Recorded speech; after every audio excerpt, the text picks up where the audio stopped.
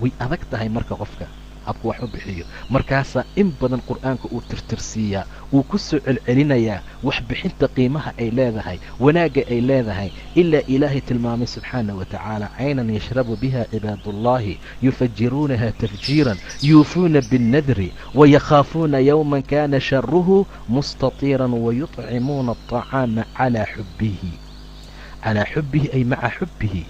waxay bixinayaa طacaamka, waxa qashinqubka loo sii wada ma aha, laakiin calaa xubbihi waxa ay jecel yihiin buu yidhi ilah subxaana wa tacaala. lan tanaalu lbira xataa tunfiquu mima tuxibuun. samafal ma gaaraysaan ilaa aad bixisaan waxaad jeceshihiin. lan tanaalu lbira xataa tunfiquu mima tuxibuun. sidaa darteed buu ilaahay yidhi wayuطcimuuna aطacaama calaa xubbihi. yay siinayaan miskiinan wayatiiman وأسيرا ومسكين أغون إيو مد خفال مسكينا ويتيما وأسيرا محي ليهن إنما نطعمكم لوجه الله. أنا وحان إذين قوضينينا وادر إلهي سبحانه وتعالى وحان أن بحينينا وحان أن إذين سينينا وحكلا معها وحان أبحينينا وأن إذين سينينا إنما نطعمكم لوجه الله إلهي وجه جيسا لا نريد منكم جزاء ولا شكورا. ما إذن كربنا وما إذن كدونينا جزاء أبا القد إناد نقول شكرسان إناد نومهد علسان انت صدنبا. لا نريد منكم جزاء ولا شكورا. qoraxda la soo dhawaynayo, ummaddu ay dhibtoonayaan, ay dhididayaan, mashaakil badan ay la kulmayaan, rafaad ay markaa arkayaan, maalintaa cabsi aan ka cabsanayna darteed ayaan u bixinaynaa. innaa nakhaafu min rabbina yowman cabuusan qamtariiran, maalin weji toban oo sharteeda qamtariir ay tahay. fawaqaahum allahu shara dalika alyawmi walaqaahum nadratan wasuruuran wajazaahum bima sabaruu jannatan waxariiran. taasuu markaa ilaahay ugu tilmaamay subxaana wa tacaala. qiyaamaha marka la tago dadku waxay la kulmayaan dhibaato, ay ka mid tahay in qoraxda loo soo dhowaynayo, ay ka mid tahay inay dadka dhididayaan, ay ka mid tahay dadka inay mashaakil iyo dhibaato iyo kurbo adag ay arkayaan, ay ka mid tahay in ummadda maalinta ay u sii dheer tahay wax hoos ah iyo meel la harsado iyo meel la galo iyo meel qoraxda kuleelka badan laga galo, intaasoo dhan inay jirin ma laha. samaawaadkii waa la googooyey, way jeexjeexmeen. dhulkii o dhan waxaa laga dhigay wayadaruhaa qaacan safsafan laa taraa fiiha ciwajan walaa amtan. meel taag oo lagu dhuunto iyo meel kale ma laha. dadkii iyo qoraxdii wax u dhaxeeya male, waa la soo dhowaynaa.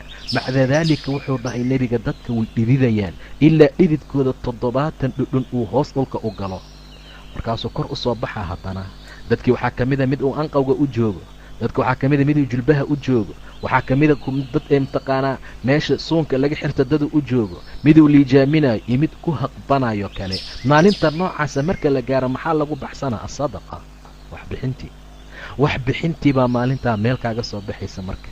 markaad haqban rabto oo dhididkii meel xun kaa joogo oo rafaadkii iyo dhibkii waxyaabihii ku soo gaari rabo oo dhididkii intuu soo batay kor uu u soo socdo, sadaqadii way soo cararaysaa, marka way soo ordaysaa. sababtii u soo ordaysa maxay tahay? inay harkuu noqoto. waayo nebigu wuxuu yidhi qof kasta qiyaamaha wuxuu harsanayaa taxta dilli sadaqatihi, sadaqada uu baxsanayo harkeeda buu yidhi rasuulka sala allahu calayh wasalam. sadaqadiisa harkeeda ayuu markaa harsanayaa maalinta qiyaamaha marka la gaaro oo dadku ay dhibaatada ku jiraan. 7 qofood ee raxmaanka loo harinayo carshigiisa harka yaala maxaa ka mid ah? yaa ka mid ahoo ku jira? rasuulku wuxuu tilmaamay sala allahu calayh wasalam rajul tasadaqa bisadaqatin fa akhfa'ahaa, nin ee sadaqa bixiyey oo markaa qariyey ilaa gacantiisa bidixda ah ay ogaan weysay waxay midigtiisu bixinayso. way gara weysay, way fahmi weysay waxa gacanta midigta ay dhiibayso, bidixda ogaan weysay buu yidhi rasuulka sala allahu calayh wasalam. qofka noocaasaa loogu talagalay sadaqada. in kasta iyo mar walba waxaa ku wanaagsan qaritaanka. haddii la muujiyo dhibaato kuma sugna. aayadda waxay tilmaantay in tubdu sadaqaati fa nicmaahii, haddaad muujisaan sadaqaadka nicmay leedahay. wain tukhfuuhaa wa tu'tuha alfuqaraa, haddiise aad qarisaan oo fuqarada aad siisaan way ka sii khayr badan tahay buu yidhi ilaahay subxaana wa tacaala.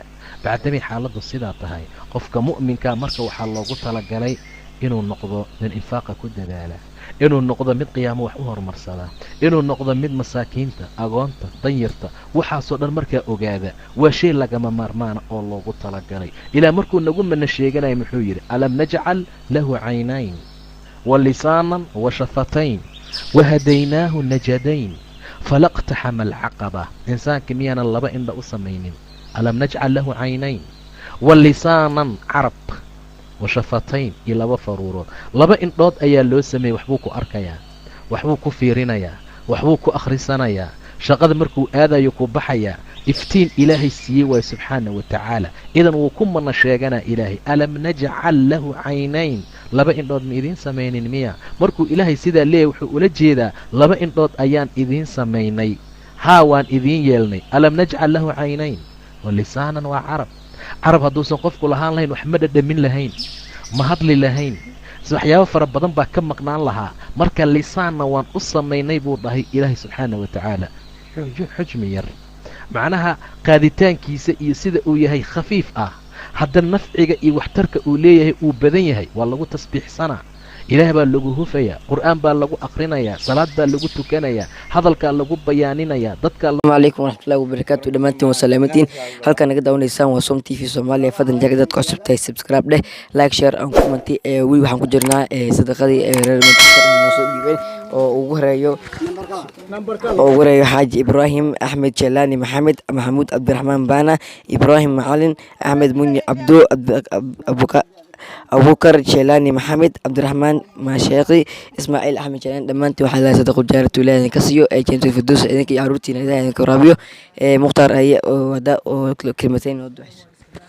aamin aamin aan ku leenahay. waxaan u mahadcelinaynaa intii lacagtaan soo dhiibatay ay leedahay aan lii gaarsiiyey wixii masaakiin ah. insha allah aan ku gudaa jirnaa. walaashay magacaaga?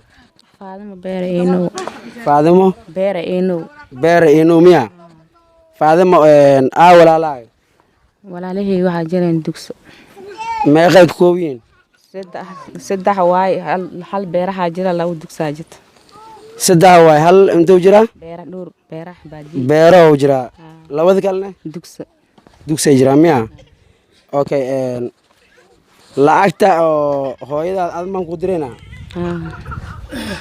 nambarkeed meesdo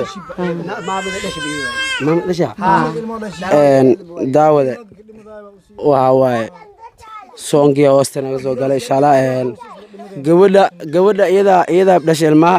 waxa waaye waxaan isku qabtay inay gabar yar tahay. insha allah haddana waa ay yar tahay, gabadha waa yar tahay aad iyo aad. insha allah walaashay nambarkaaga? furaa abta ii soo dhowow. furaa 76 44 94 miya? ilmaha meeq waay? saddex. lacag $25 aan u dirnay. walaalka soo dhiibana aad iyo aad udiin arkaas ajar hasan Allah ku siiyo. amiin. miisaankiisa aakhir Allah ku kawo. amiin. waxaan la arkay lacagta aan dirnay. daawada lacagtii aan diray waatana waad u jeedaan. iidan teedan waa idin tusaa insha Allah beed malaakiin dilaa aadmo.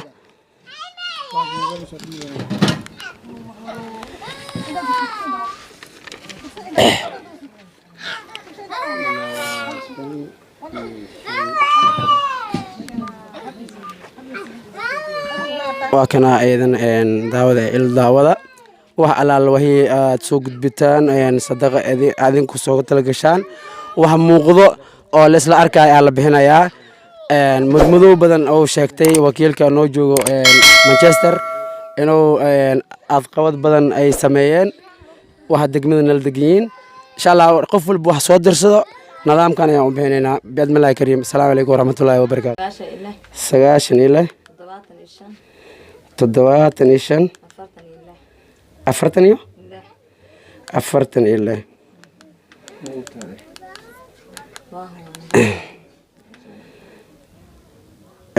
waxaa dhahday nambarka furaa 9 96 75 40